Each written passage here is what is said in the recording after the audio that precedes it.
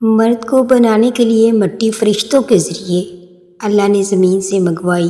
لیکن عورت کے لیے مٹی نہیں منگوائی، اس کو مرد کی ہی ٹیڑھی پسلی سے بنایا، اور جس مرد کی پسلی سے وہ بنی ہے وہی اس کا محرم بنتا ہے اور اس کی نکاح میں جاتی ہے، کیونکہ وہ مرد کے وجود کا حصہ ہوتی ہے۔ عورت درد برداشت کر سکتی ہے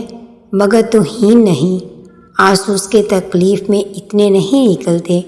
جتنے الفاظ رو لاتے ہیں، ایسے الفاظ جس میں اس کی توہین کی گئی ہو۔ شاید اس لیے لوگ عورت کو کمزور سمجھتے ہیں، کیونکہ وہ الفاظوں سے آسانی سے ٹوٹ جاتی ہے۔ میاں بیوی کے رشتے میں انا اچھی نہیں ہوتی، ناراضگی ہو جاتی ہے، یہ زندگی کا حصہ ہے، مگر کسی بات کو انا کا مسئلہ بنا لینا اور طے کر لینا کہ اب نہیں بولنا جب تک دوسرا نہ منائے، اور دوسری طرف بھی یہی سوچ ہو تو یہ کشیدگی دلوں میں فاصلوں کا سبب بن جاتی ہے۔ اول تو منائے بغیر ہی مان لینا چاہیے، لیکن اگر منا لیا جائے تو اس سے اچھی بات کوئی نہیں۔ یہ جو کہتے ہیں عورت نبھا نہیں سکتی، بکواس کرتے ہیں۔ ارے تم عورت کے دل میں اپنی جگہ بنا کر تو دیکھو، وہ تمہیں تہجد میں بھی اٹھ کر مانگے گی۔ شوہر جب اپنی بیوی کے ہوتے ہوئے کسی دوسری لڑکی کے ساتھ چکر چلائے تو یہ 7 علامتیں ظاہر ہونا شروع ہو جاتی ہیں۔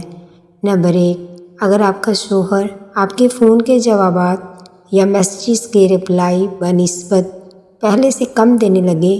یا وہ آپ کو جواب نہ دے، آپ کا فون نہ اٹھائے،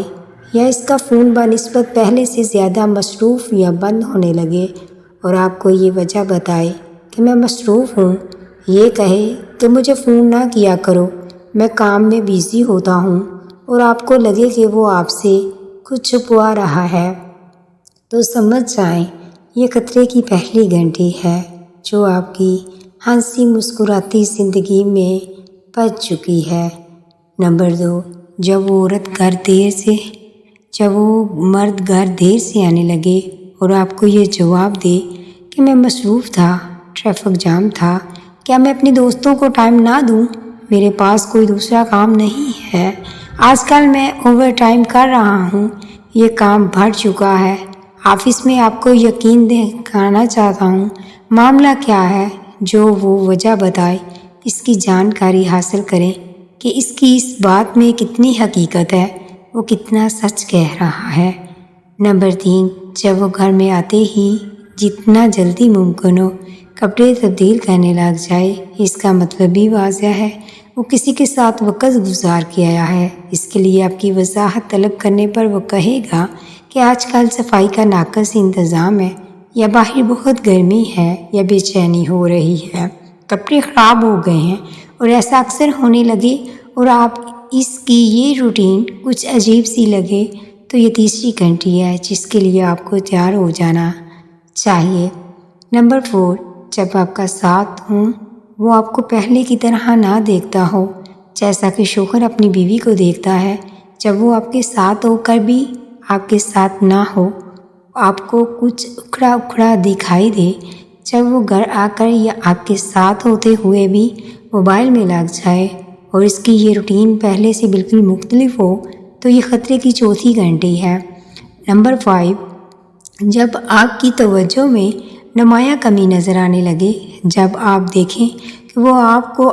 پہلے کی طرح سرپرائز نہیں دے رہا، جب وہ تھوڑا پریشان دکھائی دے، جب آپ اس کو دیکھیں تو وہ آپ سے نظریں ملا کر بات نہ کرے جیسے کوئی جرم کر دیا ہو، اس کے مزاج میں چڑچڑا پن نظر آنے لگے، یا وہ آپ سے بات بات میں لڑائی جھگڑا کرے، یا گالیاں دے، یا الزامات لگائے، یا آپ کو لگے کہ اس کا دل آپ سے بڑھ گیا ہے، جب اس کی ساری روٹین آپ پر توجہ دینے کی چینج نظر آئے تو یہ آپ کے لیے خطرے کی 5ویں گھنٹی ہے۔ نمبر 6، جب وہ اپنے لیے اب اچھے نئے اور مہنگے کپڑے خریدنے لگے، جب وہ پہلے کی نسبت بہت زیادہ سیلون جانے لگے، جب وہ اپنی بہت زیادہ کیئر کرنے لگے، جب وہ جاگنگ اور ورزش کرنے کے لیے حد سے زیادہ ڈائٹ کرنے لگے، جب وہ بار بار خود کے بال بنانے لگے اور آپ اس کی ان حرکات کو دیکھ کر حیران رہنے لگے، تو یہ خطرے کی آپ کو دینے کی چھٹی وارننگ ہے۔ نمبر 7، جب وہ آپ سے جسمانی طور پر دور رہنے لگے اور صرف کھانا پوری کرنے کے لیے آپ کے قریب آئے، جیسے بڑا احسان کر رہا ہو، دنوں کی بجائے ہفتوں میں آپ سے ملے اور وہ کسی اور کے ساتھ تعلقات میں رہے، یہ بھی آپ کے لیے 7ویں خطرے کی گھنٹی ہے۔ ایسا شوہر چنو جو آپ کے لیے اچھا ہو، نہ کہ آپ کے والدین کے لیے۔ بانو کہتی ہے، بینک اکاؤنٹ کے لیے ایسا کوئی چنو جو آپ سے ہر وقت محبت کرے، جو غلطی نہ ہونے پر بھی معافی مانگے، جو آپ کو کھونے سے ڈرے، جو آپ کو خوش رکھنا چاہے،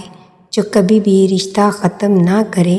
ایسے شخص کو کبھی مت کھونا جو ہر وقت آپ کے ساتھ رہا ہو،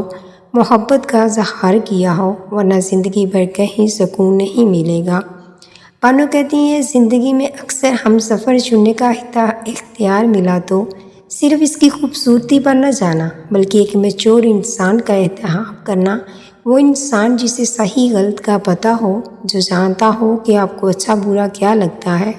وہ جسے کسی کے الفاظ متاثر نہ کرے، جو صرف آپ کے لیے جینا جانتا ہو،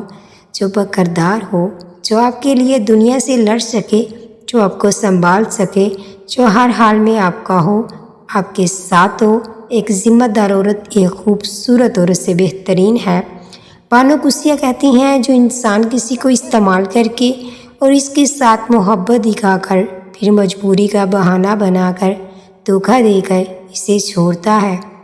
وہ کبھی نہ کبھی خود سے بھی زیادہ دوسروں سے استعمال ہو کر زندگی میں دکھ سہتا ہے۔ برا وقت ہمیشہ گزر جاتا ہے، چیزیں ٹھیک ہو جاتی ہیں، بس انسان کو آزمانا ہوتا ہے۔ اللہ نے عورت کی فطرت ہے کہ وہ گھر کی خاطر بہت سی قربانیاں دیتی ہے، کڑوی باتیں اور تلخ رویے تک سہ جاتی ہے،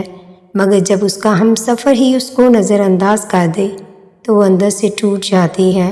عورت کا حوصلہ اس کا شریک حیات ہی ہوتا ہے۔ بانو کہتی ہے، اگر کوئی عورت آپ سے آپ کا مرد چرا لے تو اسے وہیں رہنے دیں، کیونکہ اصل مرد کبھی چوری نہیں ہوتے۔ ویورز، ویڈیو اچھی لگی ہو تو میری ویڈیو کو لائک، شیئر اور کمنٹ ضرور کریں اور میرے چینل کو سبسکرائب کریں۔ شکریہ۔